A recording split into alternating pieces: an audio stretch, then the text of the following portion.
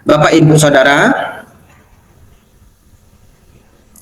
saya akan mulai dengan satu hal yang sangat penting untuk Bapak Ibu Saudara-saudari semua, ya. Ketika saya masih SMP, jadi itu sudah lama sekali, ya, umur saya sekarang 33. Jadi ketika saya masih SMP, ya berarti sekitar umur 15 tahun, 14 tahun, ya. 18 tahun yang lalu. Ketika itu pemerintah tiba-tiba memperketat peraturan, meminta kita semua untuk menggunakan seat belt, ya. Dan pada saat itu siapa yang tidak menggunakan seat belt itu dendanya 1 juta. Ya. Sampai hari ini pun seat belt itu dendanya saya dengar dari umat ya 1 juta. Tapi bayangkan 1 juta 18 tahun yang lalu itu besarnya seperti apa, ya. Karena saya masih ingat waktu itu mie pangsit masih 8.000 Bapak Ibu Saudara, ya. Sekarang di Medan mie pangsit sudah 17.000, ya, itu belum yang bagus gitu. Kalau yang bagus bisa 25.000, 30.000. Kalau di Jakarta mungkin lebih lagi. Saudara-saudari, nah waktu itu papa saya punya kendaraan mobil yang cukup kuno, ya. Jadi beliau pakai Land Cruiser tapi yang sudah kuno, dan bahkan seat beltnya itu sudah dicabut karena nggak ada yang pakai seat belt zaman itu, ya. Dan Land Cruiser itu besar sekali, nggak ada yang nyenggol. Kalau di jalan itu udah nggak ada yang berani nyenggol. Mobil lain itu minggir semua. Saudara-saudari, tiba-tiba muncul peraturan itu. Karena ada peraturan itu, papa saya nyari seat belt. Ketemunya cuma seat beltnya forklift, ya, kendaraan untuk ngangkat barang-barang gudang itu. Dan seatbelt forklift itu lucu. Seatbelt forklift itu bukan dari atas tarik ke bawah, tapi dari bawah tarik ke atas, ya. Dipasanglah itu di mobil supaya tidak kena denda. Saudara-saudari, selang tidak lama kemudian papa saya kecelakaan di jalan tol. Ya, beliau ditabrak oleh kontainer 16 ban, ya, kontainer yang panjang itu. Dan supir kontainernya itu sangat banyak pengalaman. Dia begitu nabrak ayah saya, dia tarik mobilnya karena mobilnya itu lengket, ya. Dia seret mobilnya sepanjang jalan menuju ke jalur dia. Sehingga nanti kalau polisi datang, ya, petugas tol datang, dia tidak salah. Ya, jadi mobilnya lengket, dia tarik sampai kembali ke jalurnya dia. Tapi karena tarikan itu, mobil papa saya itu terbalik seperti di film-film. Ya, jadi menjadi kecelakaan yang sangat mengerikan.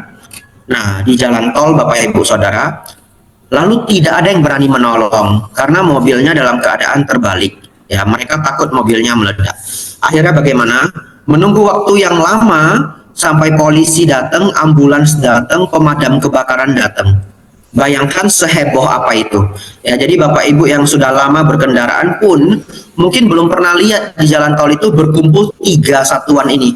Kepolisian, ambulans, dan pemadam kebakaran. Nah, setelah mereka semua berkumpul, barulah mereka mulai menolong ayah saya, papa saya. Saudara-saudari, waktu itu papa saya dengan teman dia, mereka berdua, saya tidak ikut, ya. Kedua-duanya pakai seat belt made in Japan itu, yang dari Jepang itu. Bapak Ibu Saudara, sedikit lecet pun tidak ada. Ya, papa saya sedikit lecet pun tidak ada. Kalau kejadian kecelakaan itu terjadi 1,5 bulan yang lalu atau 1 bulan yang lalu, papa saya sudah tidak ada, Bapak Ibu Saudara, ya. Jadi papa saya itu diselamatkan oleh aturan pemerintah, yaitu penggunaan seat belt. Yang kedua, Bapak Ibu Saudara, sebelum saya mau menyampaikan apa yang ingin saya sampaikan, saya mau mengajak saudara-saudari untuk bayangkan kalau saudara-saudari itu bekerja menjaga CCTV lalu lintas. Anggaplah di kota Surabaya yang cukup ramai, kota kedua terbesar di Indonesia, ramai sekali. Anda sebagai pengawas CCTV lalu lintas, ini berandai-andai saja Bapak Ibu ya. Dalam satu hari, Anda lihat sendiri di mata kepala Anda, di depan monitor itu, ada 100 kecelakaan terjadi per hari. 8-10 diantaranya itu meninggal. Kira-kira kalau kita Bapak Ibu, ya kita 28 orang, mungkin sekarang berapa orang? 29 orang, kita ini petugas CCTV-nya.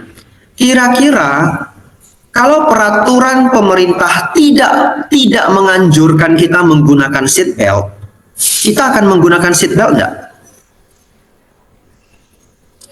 Saya yakin kita 29 orang pengawas CCTV lalu lintas pasti pakai seat belt.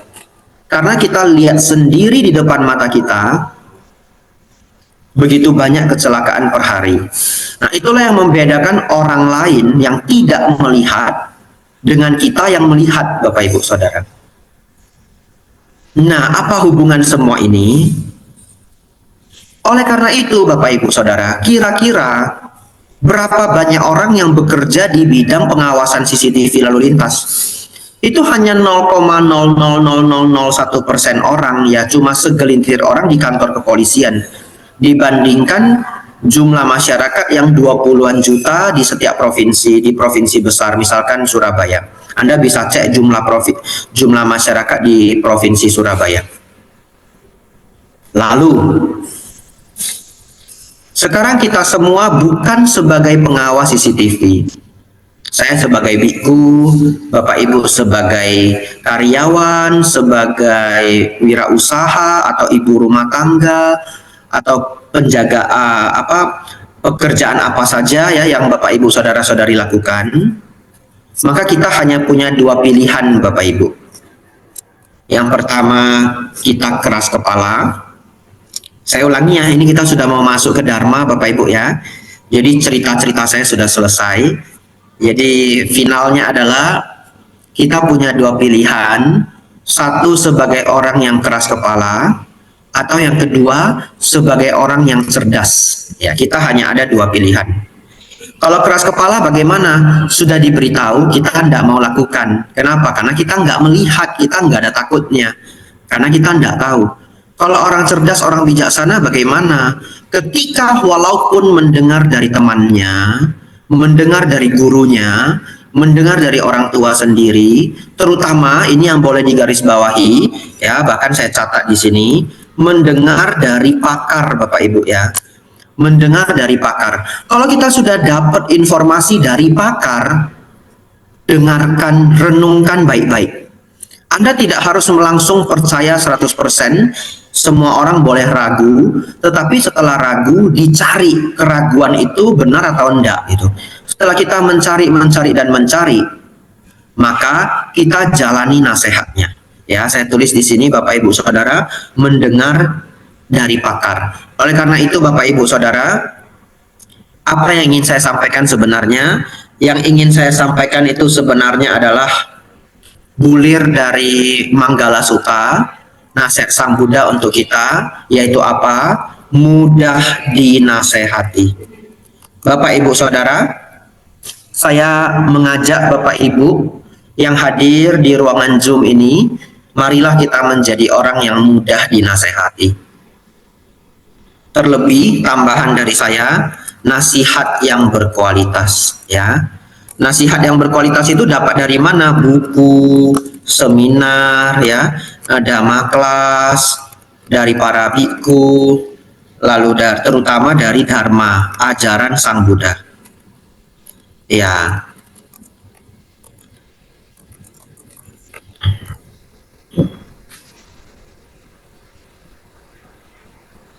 Baik.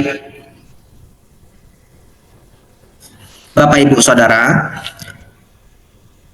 ingin saya sampaikan, kita semua punya satu sifat ya, tapi setiap orang banyak atau sedikitnya berbeda-beda. Apa sifat kita Bapak Ibu Saudara? Sifat kita adalah keras kepala. Ya, sifat kita keras kepala. Buktinya apa Bante? Saya tidak keras kepala kok. Buktinya, kalau Bapak Ibu sudah mendengarkan Dharma 10 tahun, sejak 10 tahun yang lalu sudah Buddhis, sudah datang ke wihara ya. 15 tahun yang lalu sudah kenal Buddhis, sudah datang ke wihara. Pernah nggak mendengar nasihat Sang Buddha, jangan marah? Pernah ya? Pernah, Bante. Masih marah enggak? Masih, Bante. Masih ya. Ya itulah salah satu sifat manusia keras kepala. Tapi saya jamin ya, semua yang mau ikut Zoom siang hari ini adalah orang-orang yang keras kepalanya cuma sedikit ya. Kalau yang keras kepalanya banyak, ndak akan ikut Zoom meeting ini ya. Lalu kalau kita sudah bisa mengurangi sifat keras kepala ini, maka sifat mudah dinasehati akan muncul. Setelah sifat mudah dinasehati muncul, kita hanya punya beberapa tugas Bapak Ibu ya. Ini menutup penjelasan Dharma saya siang hari ini, tapi penutupannya panjang ya. Yang pertama,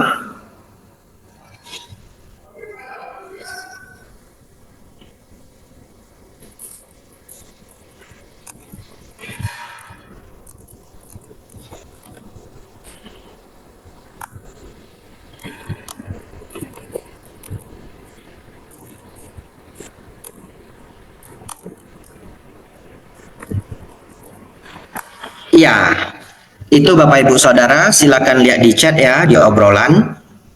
Kalau kita Bapak Ibu sudah datang sampai sejauh ini, maka kita akan fokus ketiga ini. Yang pertama, nasihat atau sumber yang berkualitas ya. Maaf saya tulis satu, tapi itu maksudnya 1, 2, 3 ya. Ya, yang nomor 2 ehipasikonya juga kurang S ya. S-nya 2 harusnya, tapi tidak apa-apa. Yang ketiga praktik Bapak Ibu ya. Apa maksudnya? Baik. Yang nomor 1 ini sangat penting. Waduh, saya harus catat bahkan di buku tulis saya, sangat pentingnya. Bapak Ibu Saudara, dunia ini hari ini penuh dengan ide. Sejak dulu juga sudah begitu ya. Tetapi hari ini lebih parah Bapak Ibu. Anda mendapatkan ide informasi dari TikTok ya, dari Instagram, dari Facebook, dari YouTube Short, dari teman kerja. Nah, sangat sering Bapak Ibu Saudara, sangat sering kita mendapatkan nasihat tapi tidak dari pakar. Yang lucunya kita sangat percaya ya. Ya, contoh misalkan seseorang kena diabetes. Lalu di tempat kerjanya itu temannya bilang, ini saya kasih obat herbal, bagus sekali. Dulu paman saya juga sakit diabetes lama, tidak sembuh-sembuh. Terus dia makan obat herbal ini sembuh gitu. Pertanyaannya, teman kita itu pakar apa bukan? Bukan. Pamannya pakar atau bukan? Juga bukan gitu. Yang ketiga, ehipasiko. Kita udah lihat sendiri enggak pamannya memang diabetes. Ya. Jangan-jangan pamannya cuma gatal-gatal karena alergi, tapi dia mengklaim diabetes gitu. Ya, jadi teman kita bukan pakar, pamannya bukan pakar, dan kita tidak ada bukti pamannya kena diabetes atau bukan. Tapi beberapa orang Bapak Ibu Saudara langsung mengambil serius nasihat itu. Dia tidak mau ke dokter, dia tidak pernah mau cek ke laboratorium, atau sudah cek ya, tapi tidak berkala, cuma 1 kali tok. Dia cuma percaya sama obat herbal ini. Itulah yang dia lakukan bertahun-tahun Bapak Ibu, tanpa pernah tahu lagi darahnya itu sebenarnya gula darahnya turun atau tidak gitu. Hanya percaya saja ke herbal itu. Setelah 4-5 tahun Bapak Ibu Saudara, tiba-tiba ginjalnya rusak. Ternyata selama ini gula darahnya tinggi, tapi dia tidak cek. Kenapa? Percaya sama herbal tersebut. Ketika sudah gagal ginjal, bisa nggak mempersalahkan temannya? Sudah nggak bisa. Itu adalah keliru kita sendiri, yaitu apa? Tidak mendengar dari pakar. Oleh karena itu Bapak Ibu Saudara, pilihlah nasihat dari orang yang benar. Kalau teman kita memberitahu itu herbalnya bagus, boleh. Coba pelajari lebih banyak di internet ya. Setelah dipelajari lebih banyak di internet, mungkin pergi ke Gramedia, cari kumpulan buku obat-obat herbal. Coba kita baca dari buku yang legit. Memang benar enggak ini bisa membantu. Setelah itu, kita konsumsi suplemen itu atau obat itu. Setelah 2 bulan atau 1 bulan, cek gula darah kita. Cek HbA1c kita di laboratorium, turun atau tidak. Kalau ternyata tidak turun, ya berarti tidak ehipasiko, kita nggak lihat sendiri ya. Nah, kalau turun gimana? Bagus ya. Kalau turun bagus, kita jaga makan. 4 bulan kemudian cek lagi, ya toh? Cek lagi, turun juga. Setahun kemudian cek lagi, turun juga. Atau kalau Bapak Ibu punya alat di rumah, ya Anda bisa cek secara berkala. Itu yang benar ya. Saya tidak bermaksud memberi seminar kesehatan Bapak Ibu ya. Tapi ini adalah contoh paling dekat untuk menyampaikan hal ini. Nah, mendengar dari pakar, nasihat yang berkualitas itu Bapak Ibu Saudara, kalau kita cerita bagaimana menghindari penderitaan, bagaimana mengatasi penderitaan, bagaimana hidup damai, bagaimana hidup bahagia Bapak Ibu, spiritual yang tinggi, jawabannya adalah Dharma. Itu jawabannya ya. Nasihat yang berkualitas adalah Dharma Sang Buddha. Kalau di Indonesia, Bapak Ibu bisa belajar ya, dengar ceramah-ceramah di internet dari siapa? Bante Utamo, Bante Santacito ya. Sengaja saya tulis di sini ya supaya bagi yang belum kenal bisa mencatat, nanti Bapak Ibu Saudara bisa ikuti melalui YouTube ya. Bante Athadiro. Nah, Anda boleh cari yang suka membaca buku Ajahn Brahm. Ya, ini sambil saya tulis di obrolan Bapak Ibu. Nah, selain itu, kalau Bapak Ibu punya masalah lain dalam kehidupan, ini tips terakhir saya. Setelah itu kita lanjut ke nomor 2, ehipasiko. Selanjutnya Bapak Ibu Saudara, kalau Bapak Ibu punya persoalan di dalam kehidupan kita, apakah keluarga kurang harmonis, apakah kalau yang berbisnis banyak sekali problem ya, nah, kalau yang bekerja banyak sekali musuh di kantor misalkan, atau bos itu sangat, manajer kita sangat nggak cocok ke kita atau bagaimana ya. Siapa sumber yang berkualitas? Jawabannya adalah orang yang sudah berhasil. Itu jawabannya. Orang yang sudah berhasil. Kalau Bapak Ibu punya masalah dengan anak, saran saya, cari orang-orang tua yang akur sama anaknya. Cari. Ya, cari di lingkungan Anda orang tua yang akur sama anaknya, atau di wihara Anda lihat orang tua yang akur sama anaknya. Kalau bisa yang anaknya sudah cukup umur ya, Anda datangin dia, Anda tanya, kamu dengan anakmu itu kiatnya bagaimana? Ditanya Bapak Ibu Saudara, dikumpulin ya, dikumpulin, cari narasumbernya 5 orang, 6 orang, lalu ilmunya digabung-gabung. Kita lihat apa yang tidak ada di kita. Kalau Bapak Ibu datang ke saya sebagai biku, saya bahkan tidak pernah jadi orang tua Bapak Ibu ya.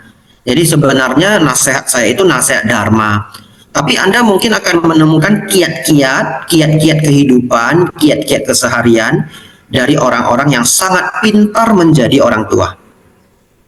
Tapi kalau Anda saat ini punya masalah dengan istri, punya masalah dengan suami, Anda juga boleh tanya kiat-kiatnya bagaimana.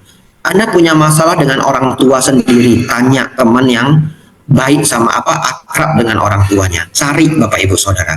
Ya, jawabannya itu ada di luar sana. Tetapi ada syaratnya. Syaratnya apa? Mau mengakui bahwa diri ini masih ada kurangnya. Ya, itu adalah hal yang sangat sulit ya. Mau mengakui diri ini masih ada kurangnya.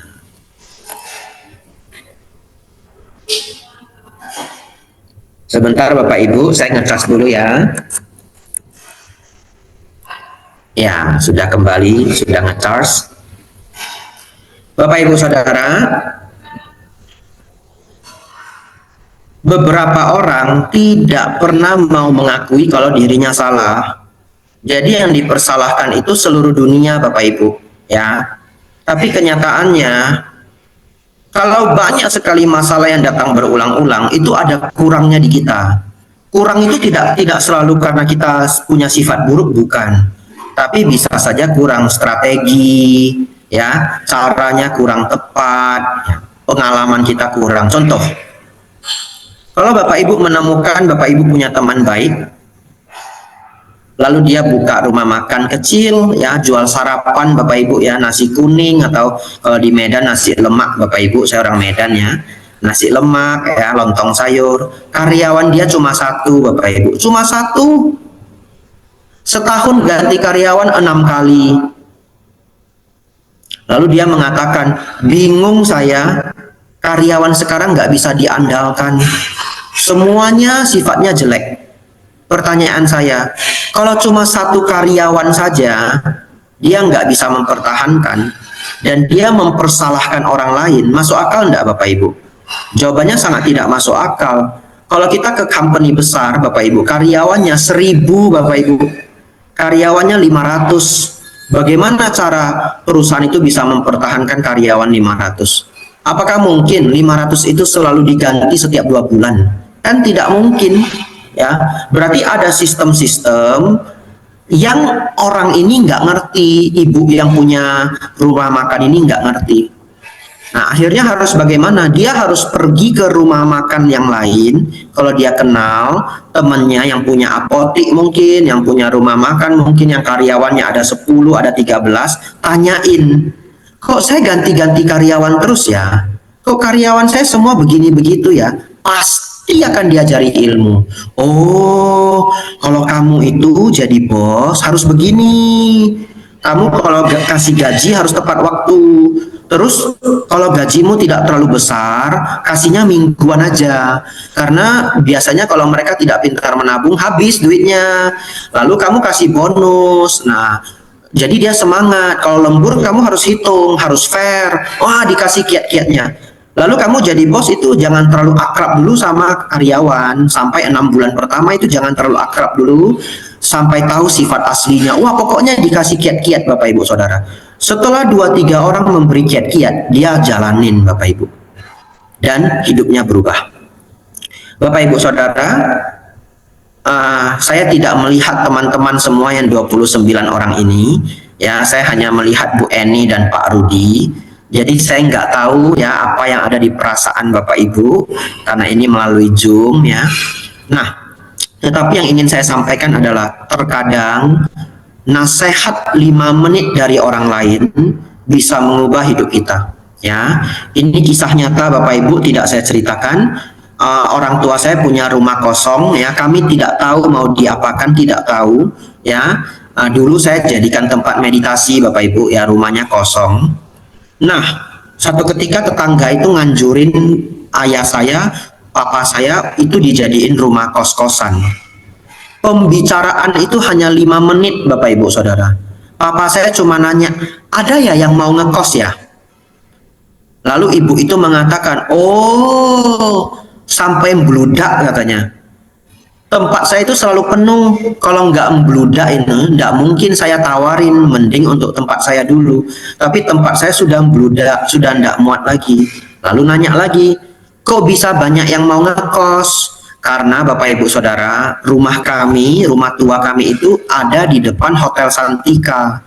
Sebelahnya sudah Palladium Plaza dan Hotel Arya Duta, tepat di tengah kota Bapak Ibu, ya. Dan di depan kita itu sangat dekat dengan Rumah Sakit Siloam, jalan kaki cuma 8 menit, dekat dengan tempat pemerintahan. Benar-benar tepat di tengah kota, namanya Jalan Kapten Maulana Lubis. Bahkan zaman dulu papa saya masih muda, karena itu dekat dengan gedung-gedung pemerintahan, ya. Di sana ada gedung DPR MPR, saya tidak begitu ngerti politik, ya. Saya nggak ngerti itu gedung apa, tapi gedung rapat pemerintahan. Bahkan kalau polisi Bapak Ibu itu memberhentikan ayah saya, papa saya, karena mungkin ada kesalahan lalu lintas. Begitu mereka baca alamat rumahnya Jalan Kapten Maulana Lubis, itu KTP dikembalikan. Ya, saking bagusnya tempat itu karena banyak pensiunan tentara, pensiunan pejabat tinggal di daerah itu. Bapak Ibu Saudara, nasihat itu hanya 5 menit, bahkan nggak sampai 5 menit. Ibu itu bilang, oh rame, banyak sekali. Apa saya langsung rombak rumahnya, disekat-sekat, dibikin banyak kamar Bapak Ibu, dan kos-kosan itu masih jalan sampai hari ini. Ya, bahkan ketika COVID pun tidak kosong. Ya, jadi bayangkan nasihat 5 menit itu bisa mengubah hidup ya. Kebetulan saya punya contohnya rumah kos-kosan, tapi banyak sekali hal lain yang mengubah hidup Bapak Ibu Saudara. Hanya kesiapan kita mau ndak mengakui diri ini masih ada kurangnya ya. Kita yang harus bisa seperti spons cuci piring Bapak Ibu ya, nyerap semua yang diberikan orang. Setelah diserap, direnungkan. Tapi jangan lupa saya taruh di nomor 1 ini sumber yang berkualitas. Nomor 2, saudara-saudari, ehipasiko, lihat sendiri. Manusia Bapak Ibu punya kecenderungan kalau nggak lihat sendiri sulit percaya.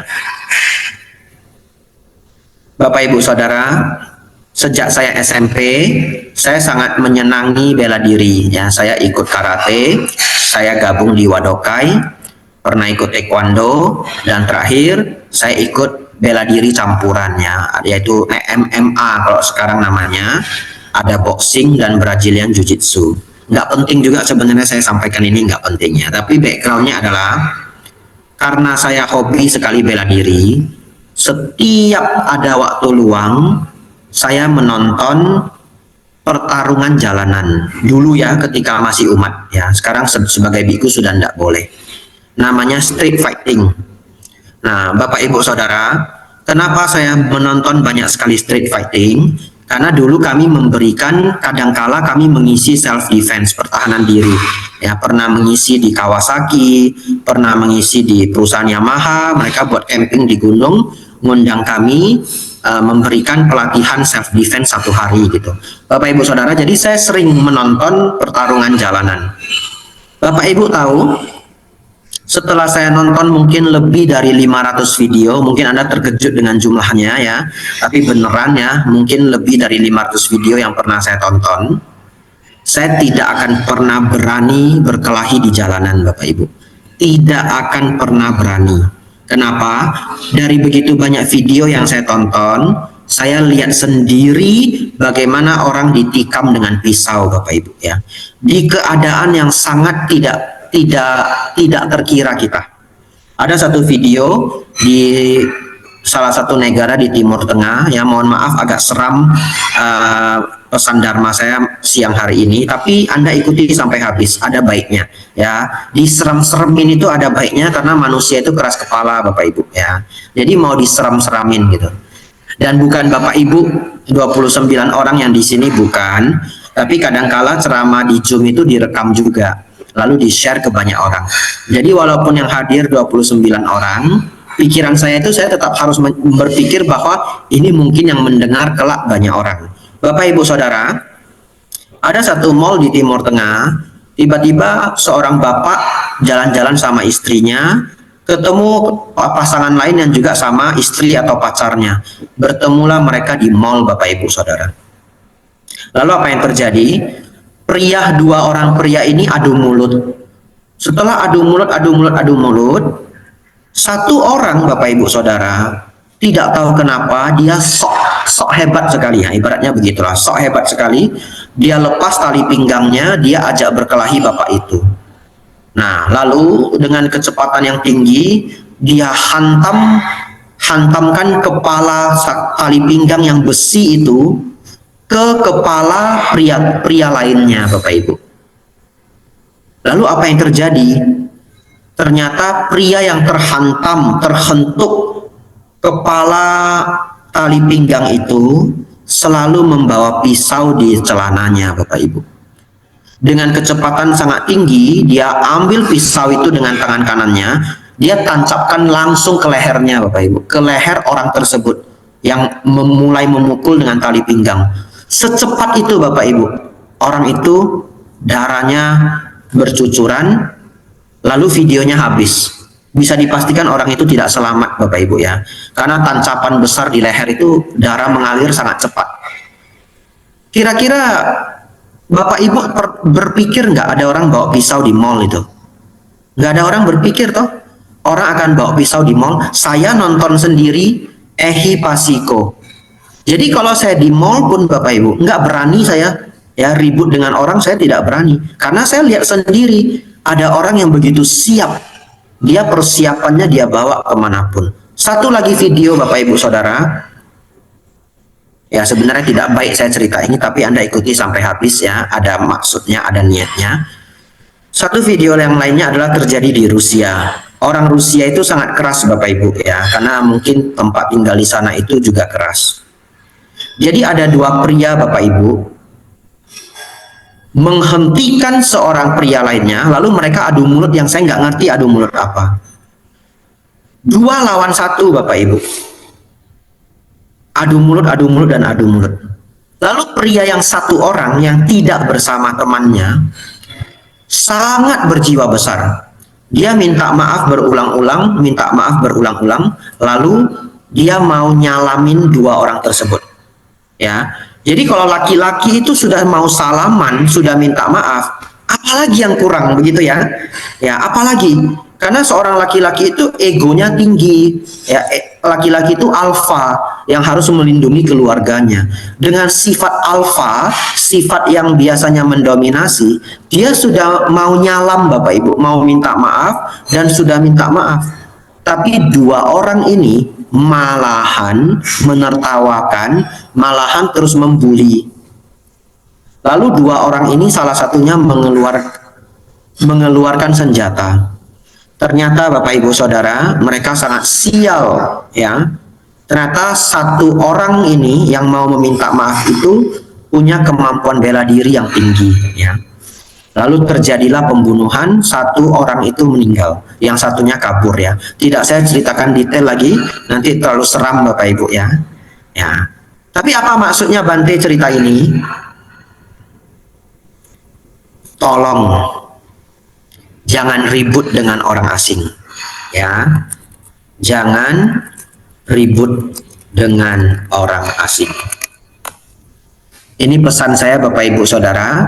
Jangan ribut dengan orang yang tidak dikenal. Kalau Anda punya masalah di jalanan, senggolan mobil, senggolan motor, tolong jangan pakai amarah ya. Selesaikan baik-baik. Boleh minta ganti rugi, boleh. Tapi jangan keluarkan kata kasar, jangan marah-marah. Kenapa? Anda tidak pernah tahu Anda bertemu siapa Bapak Ibu ya. Anda tidak pernah tahu, kita bisa saja bertemu psikopat Bapak Ibu ya. Kita bisa saja bertemu orang yang depresi berat, baru kehilangan keluarga, baru kehilangan anak yang disayang, kita tidak pernah tahu. Iya, itu yang nomor 2 Bapak Ibu. Yang nomor 2 adalah Ehi Pasiko. Sebenarnya cerita saya walaupun seperti tidak berhubungan, tapi maksud saya adalah umumnya manusia harus lihat sendiri, baru setelah lihat sendiri, baru mau berubah. Tapi saya mau mengajak Bapak Ibu Saudara menjadi orang bijaksana. Janganlah sampai menunggu melihat sendiri.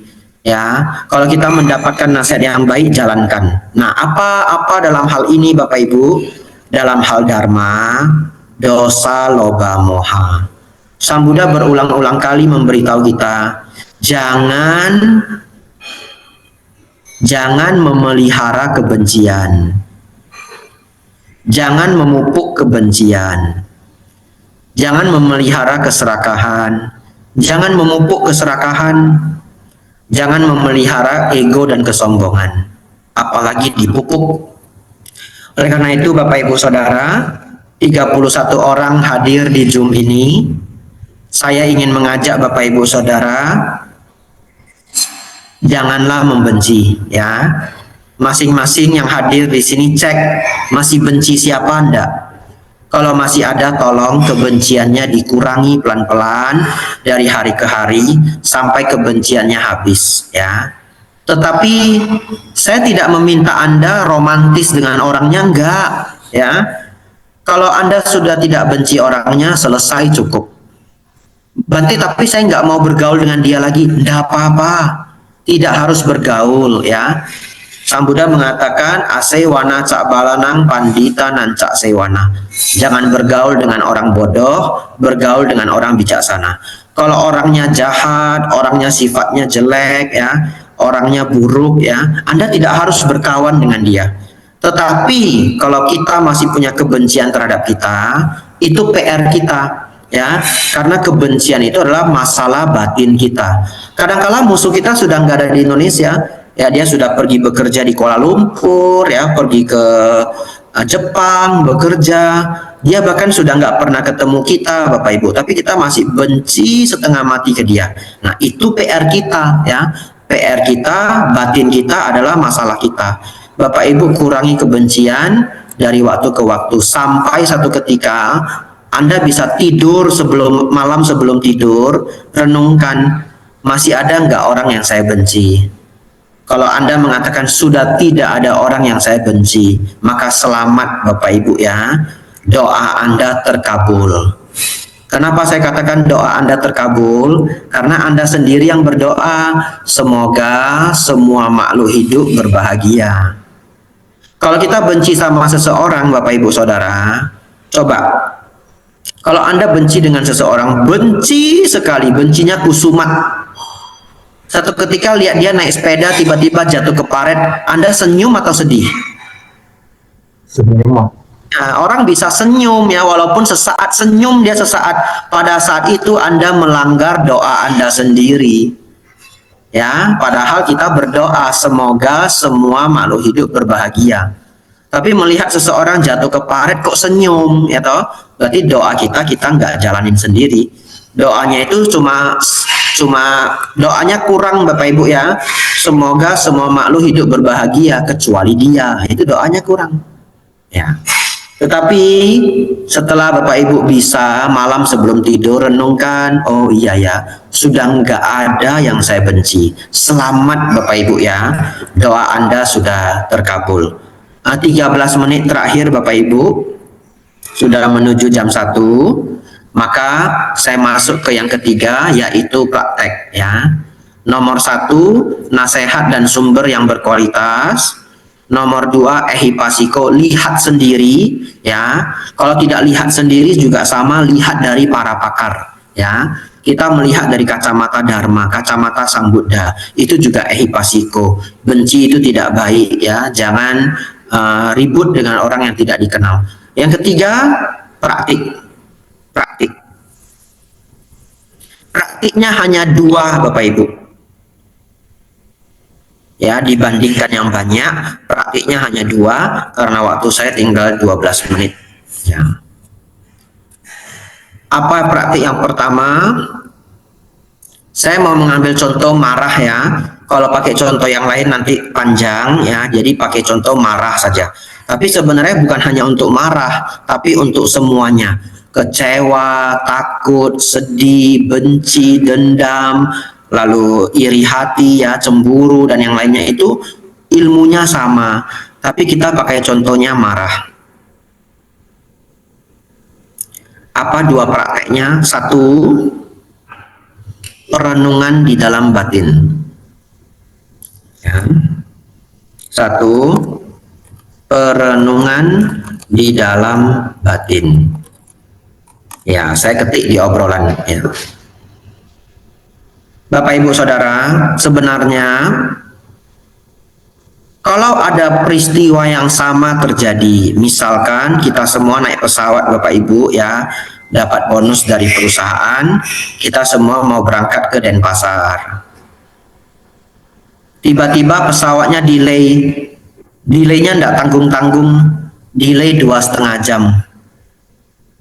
Pertanyaan saya, kita 31 orang Bapak Ibu. Apakah semuanya ngamuk Bapak Ibu? Enggak. Dari 31 orang mungkin 2 orang mengamuk ya. Lalu 20 orang kesal. 8 orang marah. Sisanya ada 3-4 orang tenang sekali. Enggak kesal, enggak marah, enggak ngamuk. Apa yang membedakan? Yang membedakan itu adalah respon di dalam batin. Ya. Ini agak mendalam Bapak Ibu ya. Setiap kita mendengar sesuatu, melihat sesuatu, batin kita merespon. Contoh, delay, ada orang langsung merespon. Mana boleh begitu? Ini pesawat mahal loh. Kita bukan pakai pesawat low cost. Ini airlines mahal ini. Bagaimana bisa airlines mahal kok telat gitu? Misalkan ya, saya pakai yang luar negeri dah. Contoh, saya pakai yang luar negeri biar nggak dituntut ya. Contoh Singapore Airlines gitu, mahal Bapak Ibu ya. Mana boleh gitu Singapore Airlines semahal ini kok bisa delay 2,5 jam? Orangnya marah-marah. Respon dia adalah hal ini tidak seharusnya terjadi. Itu responnya. Tapi kalau kita lihat orang yang tenang seimbang, dia juga punya respon Bapak Ibu, dia juga punya batin. Tapi ketika kita interview dia, kamu kok enggak marah, delay, dia jawab apa? Ya wajar lah. Namanya perjalanan, enggak bisa kita atur. Di atas langit itu ada hujan, ada badai, enggak bisa kita atur. Ya, pesawat itu bisa aja telat, wajar lah. Ya sudahlah, yang penting selamat. Betul Bapak Ibu? Apapun responnya, ini hanya contoh saja. Kenyataannya dia nggak marah. Pertanyaan selanjutnya, kenapa ada orang yang merespon ini tidak wajar, ini tidak boleh, sedangkan orang lainnya punya respon ini wajar? Yang membedakannya adalah semua respon-respon yang dia tiru sejak kecil. Ya, jadi respon-respon itu ternyata kita dapat Bapak Ibu dari orang tua, dari lingkungan, dari guru, dari supervisor kita dulu ketika kita baru mulai kerja, dari manajer kita rekam Bapak Ibu ya. Dan itu adalah perjalanan kita 15 tahun, 20 tahun membentuk diri kita, ditambah lagi genetik kita. Jadi kombinasi dari pengalaman hidup dan genetik itu memunculkan respon-respon kita. Sekarang Bapak Ibu Saudara setuju enggak? Kalau kita meresponnya buruk, berarti dulu yang kita masukkan itu buruk. Setuju enggak? Ya, setuju ya. Permasalahannya adalah kita sudah masukin respon itu 30 tahun atau 20 tahun atau 15 tahun, dari umur 0 sampai umur 15. Dari siapa? Ayah, ibu, kakek, nenek, paman, bibi, cici, koko, kakak-kakak kita. Itu 15 tahun itu masuk ke kita. Ya, kalau yang orang tuanya sabar, dianya jadi cenderung sabar. Kalau orang tuanya tidak sabaran, dia cenderung tidak sabaran. Ya, walaupun juga ada pengaruh genetik ya, tapi untuk hari ini kita hanya cerita respon. Apa yang harus kita lakukan Bapak Ibu? Jawabannya adalah tolong rombak responnya.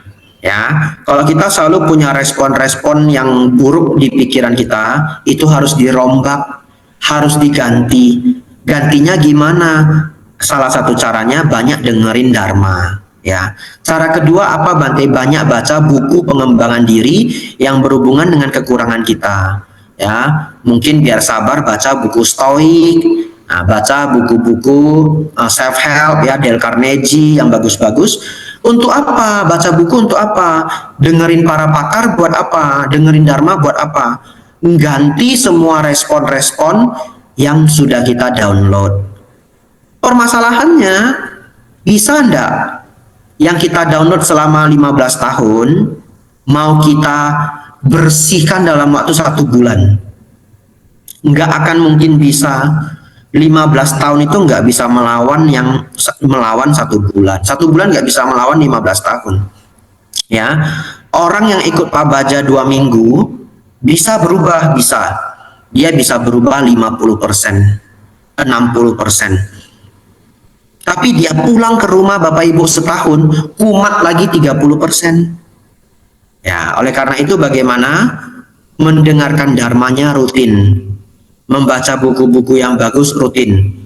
Hari ini zaman YouTube Bapak Ibu ya, cari guru-guru yang bagus di YouTube.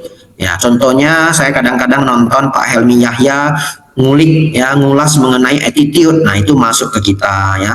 Anda carilah tokoh-tokoh favorit Anda. Tidak bisa saya sebutkan di sini ya. Setiap orang punya kecenderungan, tapi karena ini kelas Dharma, tentu yang saya angkat adalah Buddha Dharma, ajaran Sang Buddha. Ya, kalau yang populer-populer hanya sekilas saya angkat. Walaupun saya sangat senang guru-guru populer, tapi di sini kita kelas Dharma, maka sumbernya Majjhima Nikaya, Samyutta Nikaya, ya Dhammapada Bapak Ibu ya. Cari buku Dhammapada dibaca. Kalau Dhammapada sudah habis, boleh membaca Sutta Nipata ya. Sutta Nipata ya. Atau buku-buku populer lainnya. Bapak Ibu Saudara, kita ganti pelan-pelan respon-respon buruk kita. Ini tidak bisa saya ceramahkan. Respon buruk setiap orang itu terlalu banyak ya. Saya paling nggak suka menunggu. Dia nggak hargain saya. Ini orang nggak punya etika. Bapak Ibu Saudara, kalau kita mengatakan ini orang nggak punya etika, ya bisa saja kita lahir di Jawa Tengah. Dia lahirnya di Kuala Lumpur. Mana mungkin etikanya sama, betul ya? Saya datang ke rumahnya, air aja nggak dikasih. Ya dia nggak pernah belajar kalau etika menerima tamu itu diberi air. Ya mungkin di negara dia, tamu itu minta air. Kalau Bapak Ibu ke Barat itu kita bertamu ke rumah orang Barat belum tentu dikasih air. Kalau haus minta Bapak Ibu ya, ada air enggak? Tolonglah ambilkan air. Nah di sana lumrah, di kita tidak lumrah. Banyak sekali Bapak Ibu, kita rombak pelan-pelan. Terakhir Bapak Ibu, 3 menit terakhir. Praktek itu hanya 2. Yang satu tadi perenungan di dalam batin. Yang nomor 2, ketenangan di dalam batin. Nomor 1, saya tulis 1 lagi ya. 2 Bapak Ibu ya, bukan 1, 2.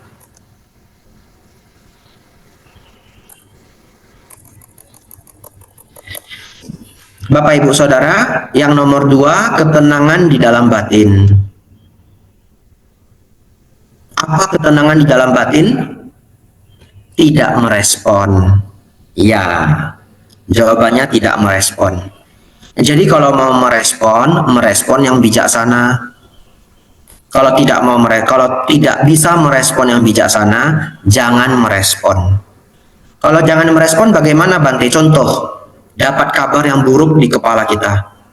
Sudah kita dengarkan. Nafas masuk, nafas keluar. Berhenti berpikir dulu. Nafas masuk, nafas keluar. Kalau kita berpikir pada saat itu, kita akan emosi Bapak Ibu. Karena kabarnya itu nggak menyenangkan. Kritikan yang pedas. Sindiran yang keras. Nafas masuk, nafas keluar. Ketika kita nafas masuk, nafas keluar, kita sedang tidak berpikir. Kita sedang tidak merespon. Tujuannya apa? Menenangkan amarah.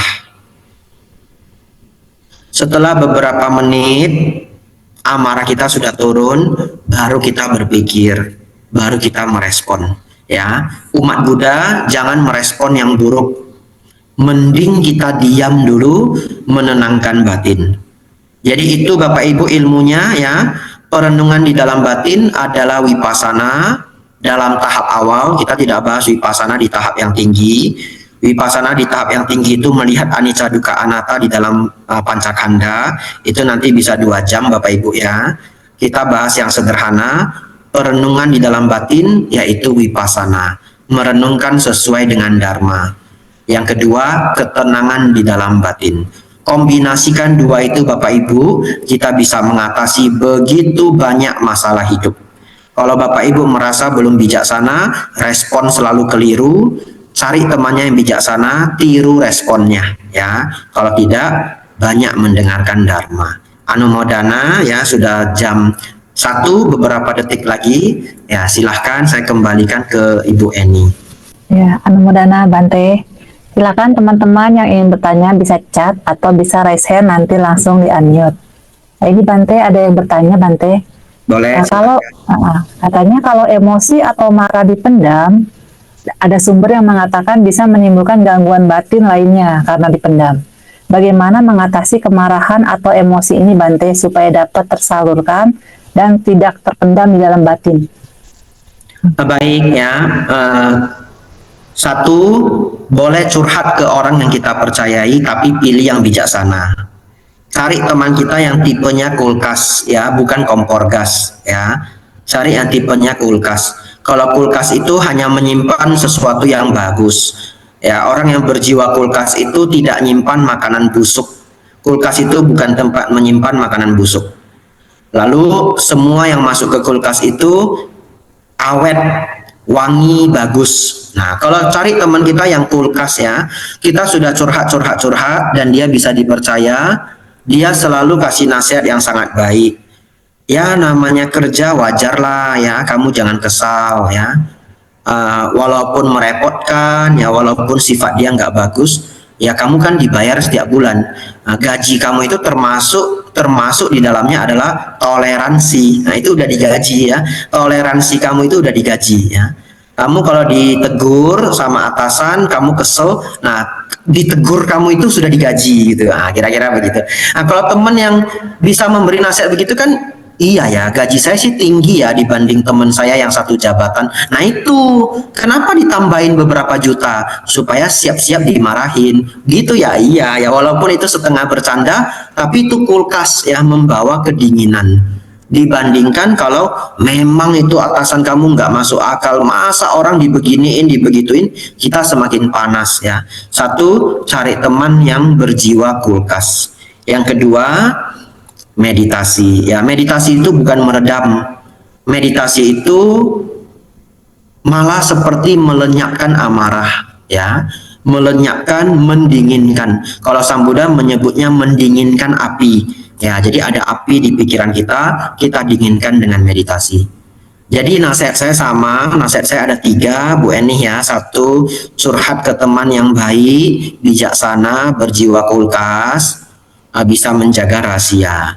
2, senang mendengarkan dharma ya, ceramah Bante Utamo banyak yang bagus-bagus, didengarkan 2 kali seminggu ya, rutin gitu. Yang ketiga, latihan bermeditasi ya. Terima kasih pertanyaannya. Alhamdulillah Bante. Silakan ada lagi yang mau bertanya yang lain, bisa resen atau di chat. Nah Bante, kalau tadi meditasi itu berarti sebaiknya objeknya yang anapanasati yang seperti Bante suka ceramah itu ya Bante? Apa masuk apa keluar? Anapanasati ya. Silakan cari channel YouTube ya, namanya Sikhadama Sri. Ya Bu Krisna mau bertanya? Ini saya catatkannya Sikhadama Sriwijaya. Ini channel YouTube. Silakan dicari. Di sana ada video saya 1 jam cara bermeditasi yang baik. Ya, silakan cari di sana. Ibu silakan. Silakan Bu Krisna. Selamat siang Bante dan Selamat siang. Foto Namo Buddhaya. Saya Krisnawati. Saya sering dengar Bante tuh ceramah di mana-mana, di Ratanagraha, Fairfield, wah banyak dah, luar biasa. Tapi pengen nanya, dalam kesempatan ini nggak masuk di program ceramah Bante, boleh nggak Bante? Sedikit. Boleh, silakan Bu. Karena kalau dalam acara tadi ada Bante ceramah di biara-biara, saya terus mau nanya enak amat ya. Nah sekarang kesempatan luar biasa ada Bante masuk ke sini, bisa ketemu gitu. Mudah-mudahan Bante. Nah ini gini, sekarang kan kehidupan sekarang kan sulit-sulit banget ya. Banyak orang yang melakukan hal-hal negatif. Nah, salah satu yang saya pernah dengar lihat dengan cara hipnotis, Bante. Nah, apa yang harus kita milikin supaya kita tuh ada dikasih baca surat, ada dikasih wangi-wangian, kita tuh bisa terlena gitu. Nah, supaya kita tuh punya kekuatan batin, bisa mendorong ibaratnya kekuatan terbaik itu, apa yang harus kita lakukan supaya kita tuh terbebas Bante. Amit-amit sih jangan ya, tapi kalau kita udah punya persiapan tahu, ya bersyukurlah gitu Bante. Anumodana Bante. Anumodana ya. Nah. Jawaban saya sederhana ya, karena yang namanya hipnotis itu terlalu banyak cara, saya tidak bisa bahas semuanya ya. Tetapi jawaban terbaik saya itu adalah waspada ya. Jadi orang yang waspada ya, jangan jadi orang yang teledor, tapi jadi orang yang waspada. Maksudnya apa waspada? Kalau tiba-tiba ada orang tidak dikenal datang ke kita ngarang-ngarahin pas kita mau masuk ATM, ya cepat-cepat pergi, nggak usah ambil uangnya ya. Anggap aja nggak ada orang baik di ATM, itu nggak ada orang baik. Nah gitu, itu aja ilmunya. Karena biasanya di hipnotis itu di ATM. Sebenarnya hipnotis itu tidak semuanya ilmu ya. Hipnotis itu kadangkala adalah orangnya itu dibuat bingung, tapi dibuat bingungnya dengan percakapan ya.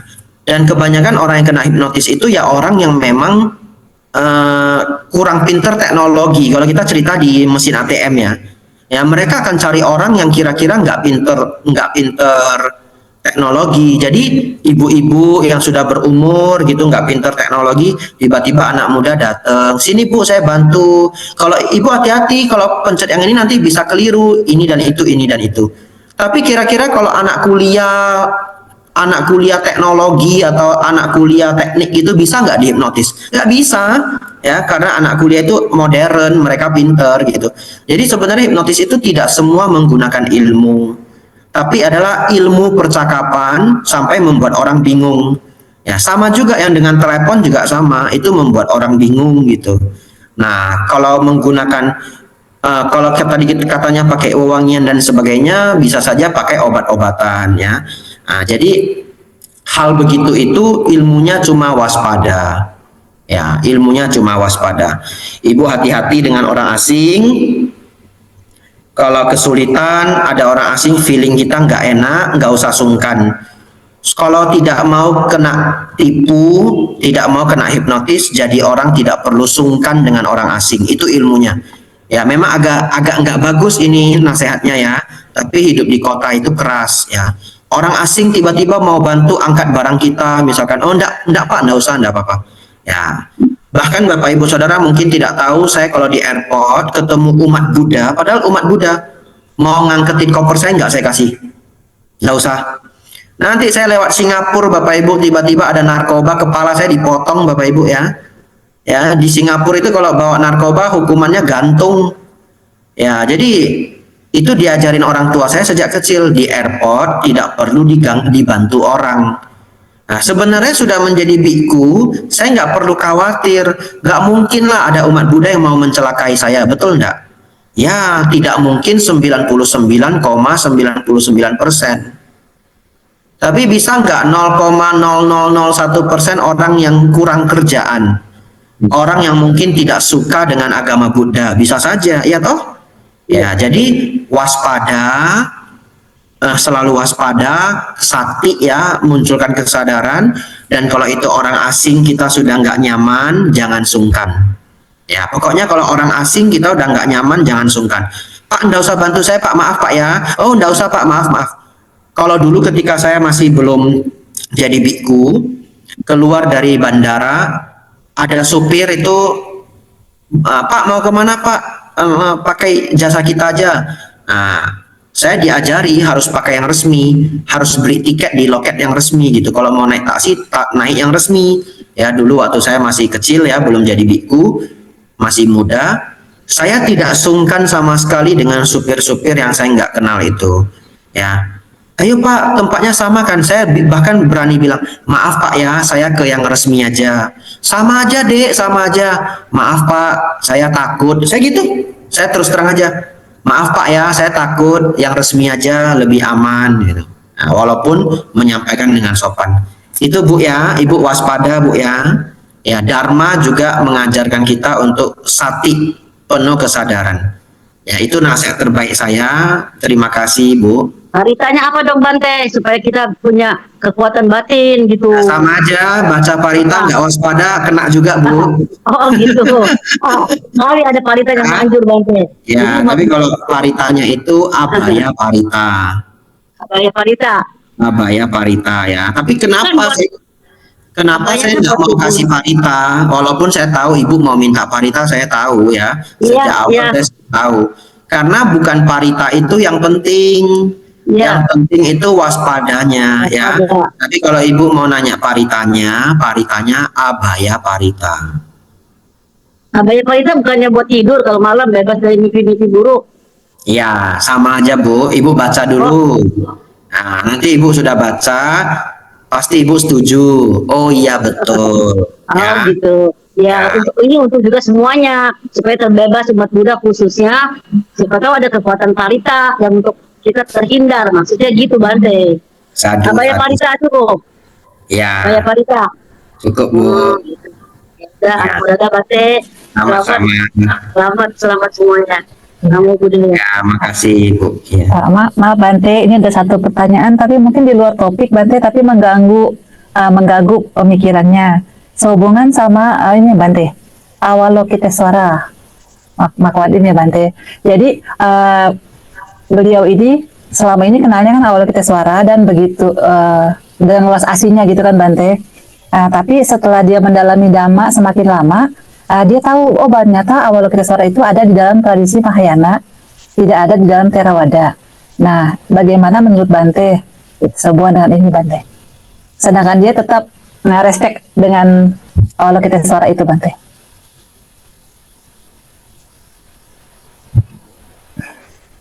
Ya, ini lintas aliran ya. Ini lintas aliran. Iya Bante. Jadi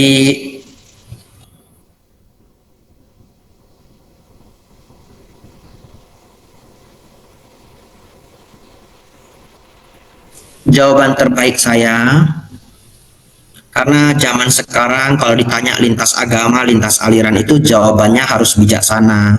Mengerti maksud saya toh? Iya Bante. Ya, jadi jawaban terbaik saya adalah silahkan ya kalau senang dengan Dewi Kwan Im, tiru sifat-sifat beliau. Yang diambil itu adalah sifat-sifat beliau.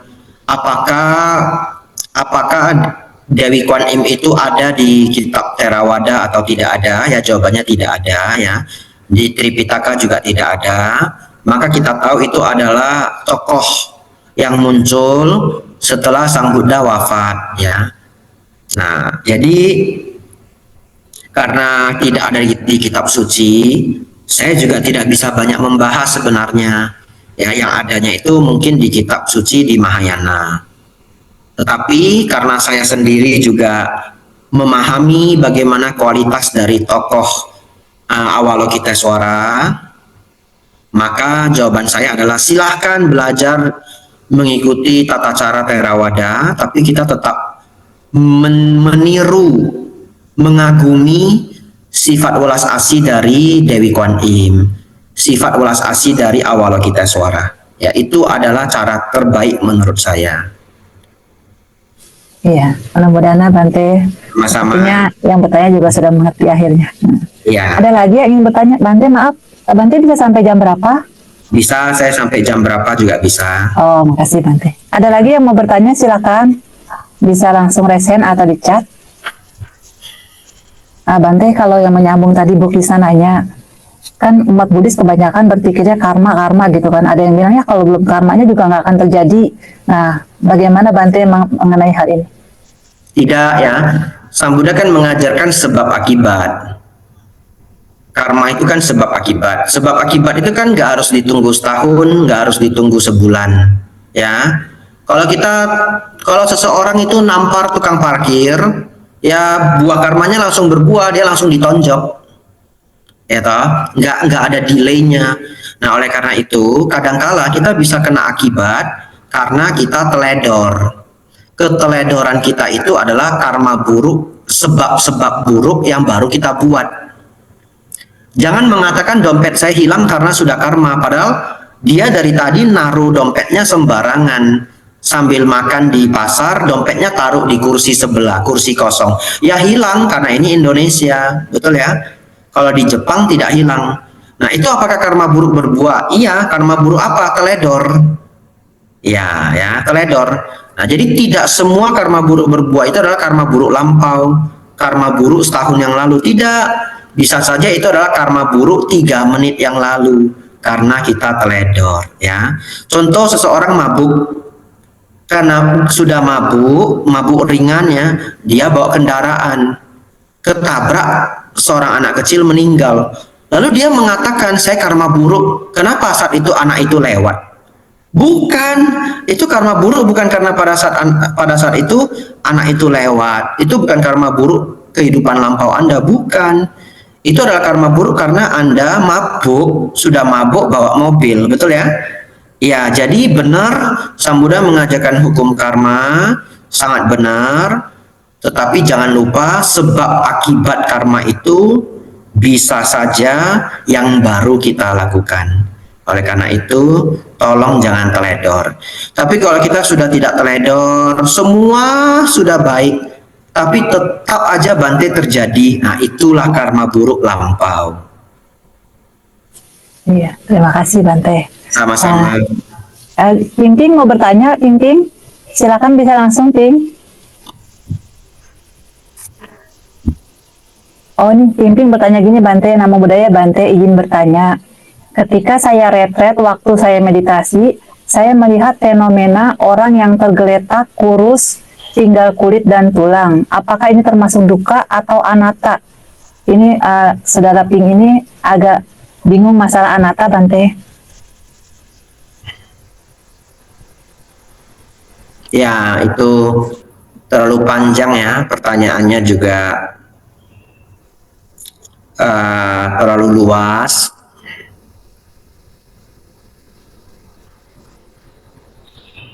Jawabannya anicca dukkha anatta. Karena melihat mayat, melihat tubuh tergeletak, melihat orang sakit, melihat orang yang sudah tua terbaring gitu, di dalamnya itu ada anicca dukkha anatta. Jadi jawabannya ketiga-tiganya, bukan sekedar dukkha dan anatta ya. Ya, anumodana. Iya. Kemudian Bante dari Pak Kusnadi, Namo Buddhaya Bante, di Indonesia kan banyak aliran agama Buddha. Suka orang bertanya, kamu aliran ini, tapi kok kamu suka ikut dengan aliran ini?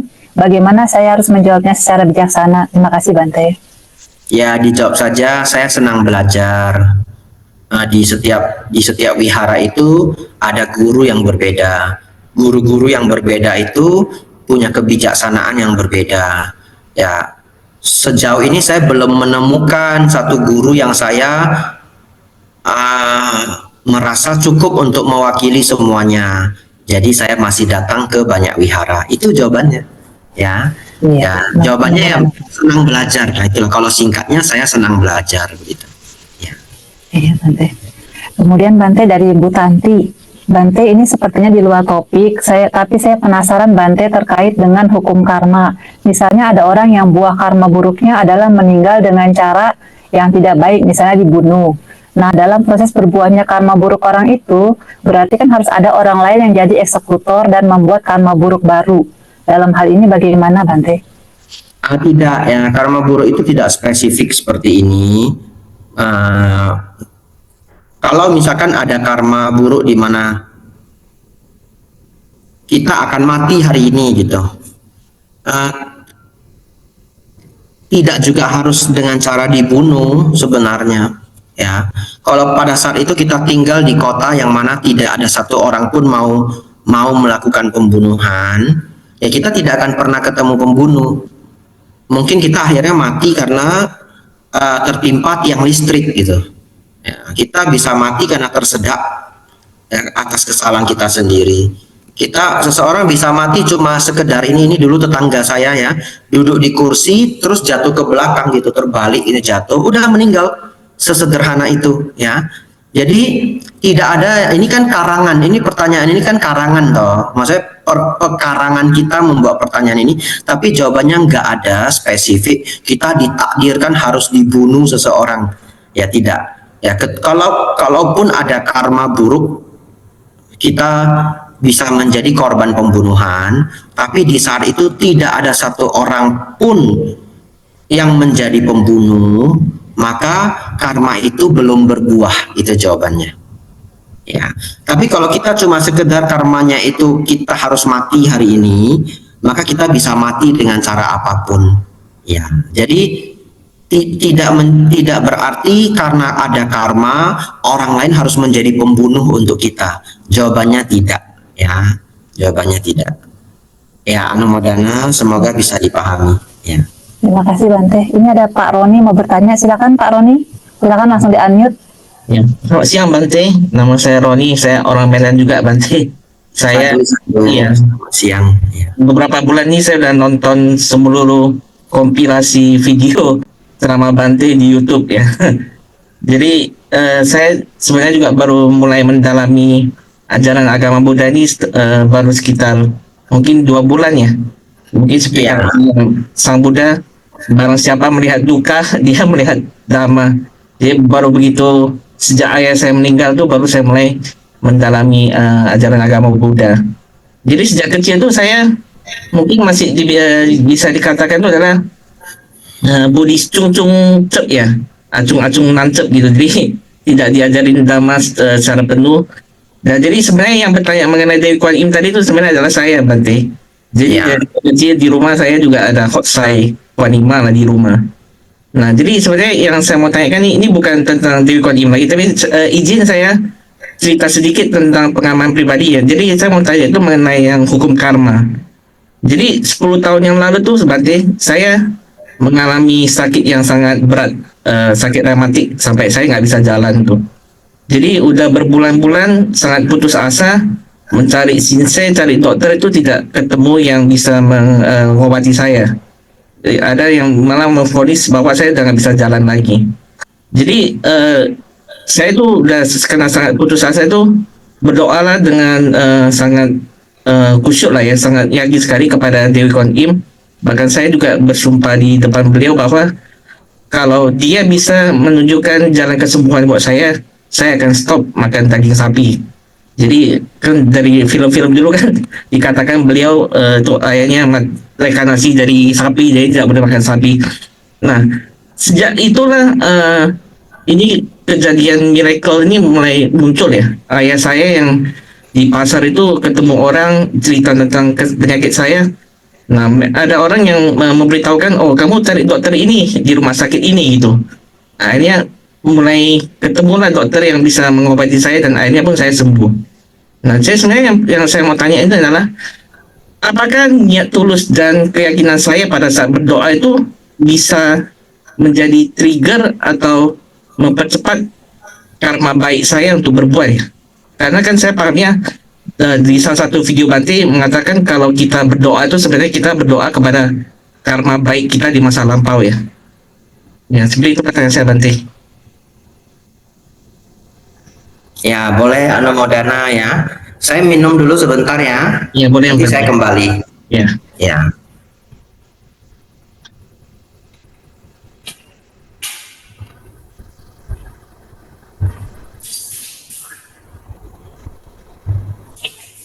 Ini waktunya agak molor. Ini nggak apa-apa.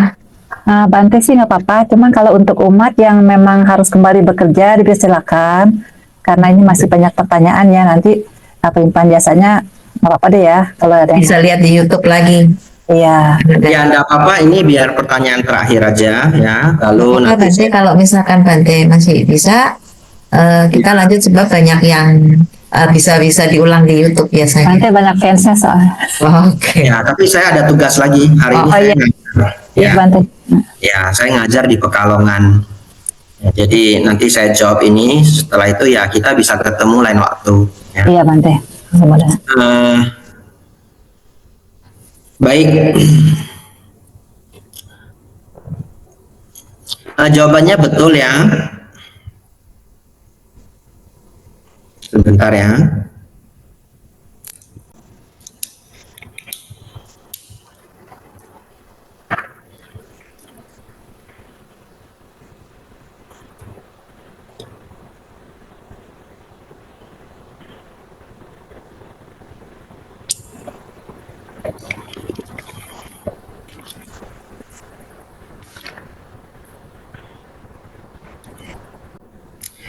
Iya, jawabannya betul. Ketika kita berdoa, sebenarnya kita mengkondisikan pikiran kita agar karma baik kita dapat berbuah. Dan kalau kita punya kumpulan kebajikan, maka karma kebajikan itu bisa berbuah. Harapan kita bisa terwujud. Mengambil sumpah pada sosok siapapun itu memperkuat pikiran kita, ya. Jadi itu terjadi di tempat lain juga ya, dengan tokoh yang berbeda, dengan sumpah yang berbeda ya. Ada orang bersumpah kalau doa saya terkabul, saya akan menari-nari di depan altar. Ada yang sampai begitu ya, dewanya yang lain gitu. Ya, ada yang bersumpah bahkan yang lebih dari itu, cuma saya enggak enak ngomongnya ya. Yang lebih dari itu juga ada. Ada yang bersumpah saya akan dana ke panti asuhan untuk berapa orang anak begitu. Ya, sumpah-sumpah itu membuat pikiran kita menjadi lebih fokus. Tapi kalau tidak ada kebajikan juga tidak akan berbuah. Ya, karena ada kebajikan maka bisa berbuah. Ya, itu jawabannya Pak ya. Baik, saya akan sisir semua yang di obrolan rapat ya. Alasan saya tidak mau melanjutkan itu dua. Satu, supaya adil ya, kasihan yang lain yang ingin mendengar tapi sudah harus kerja. Yang kedua, saya juga setelah ini masih ada tugas sore di Pekalongan ya. Jadi saya pikir setelah saya sisir obrolan ini kita tutup aja. Nah, maaf Bante, dia cepat, tinggal Pak Isncung si Bante mengenal ketuhanan. Dia minta rekomendasi jawaban Bante soal ketuhanan sesuai agama Buddha. Baik ya. Sebenarnya kalau kita cerita ketuhanan itu kan berarti sesuatu yang tertinggi. Tertinggi, simpelnya seperti itu ya, tertinggi. Di setiap agama itu ada yang tertinggi. Maka di agama Buddha yang tertinggi itu adalah nibbana, pencapaian nibbana. Nah, tetapi kan tidak semua orang bisa memahami yang disebut dengan pencapaian nibbana. Jadi sebenarnya kalau di masyarakat umum kita tidak cerita teologi, kita tidak sedang bercerita dengan seorang pakar agama, kita bercerita dengan umat agama lain ya, yang menagih gitu, Tuhan Anda yang mana gitu ya, yang sesungguhnya juga kalau di luar negeri itu tidak pantas dipertanyakan karena agama itu adalah privasi masing-masing orang, tapi karena negeri kita itu wajar ya, jadi kita kadang ditanyain orang gitu. Maka jawabannya secara sederhana, Tuhan kita itu ya Sang Buddha. Ya, saya akan diprotes orang sebenarnya dengan memberi jawaban ini, tapi ini adalah jawaban yang gampang. Kenapa? Karena kadangkala kalau kita bercerita bahwa ketuhanan dalam agama Buddha itu adalah nibbana, konsep nirwana, dan harus dijelaskan kira-kira 15 menit apa itu nibbana, anak kecil umur 3 SD, 4 SD itu nggak akan bisa mengerti. Betul ya?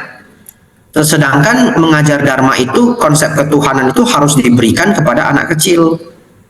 Kalau tidak, nanti anak kecil di sekolah mereka bingung karena anak kecil itu ditanya sama temennya, ini loh Tuhan saya, Tuhanmu yang mana? Nah, itu yang rentan itu sebenarnya anak kecil. Jadi secara sederhana, ketuhanan kita itu Sang Buddha. Ya, kalau kita cerita kepada anak kecil, berikan saja jawabannya Sang Buddha. Ini Tuhan kita Sang Buddha. Ini bentuknya ya, Sang Buddha ada yang duduk, ada yang berbaring gitu. Nah, lalu adik kecil yang umur 3-4 SD ini bisa ngomong ke temennya, bisa dia pamerin, ini loh Tuhan saya. Nah, kalau kita bercerita dengan orang yang mau membahas secara teologi, baru kita membahas ketuhanan dalam agama Buddha adalah nibbana. Karena nibbana adalah yang tertinggi. Ya, itu jawaban singkat saya ya Bapak Ibu Saudara. Kalau ingin mendapatkan jawaban yang panjang, silakan mencari, semoga videonya masih ada, ketuhanan dalam agama Buddha Pak Cornelis Wawor ya. Ketuhanan dalam agama Buddha Pak Cornelis Wawor. Ya, saya tuliskan di chat ya, semoga tidak salah namanya, Pak Cornelis Wawor. Anumodana semuanya ya. Ya, saya pikir semua sudah terjawab.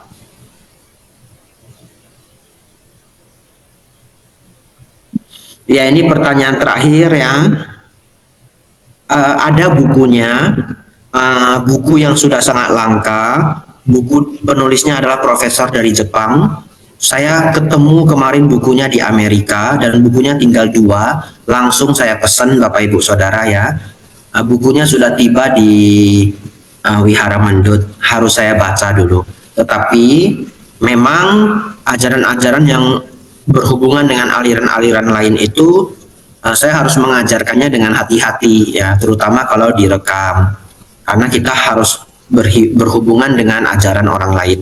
Dan itu cukup sulit di Indonesia, terutama kita tidak boleh menyinggung ajarannya orang ya.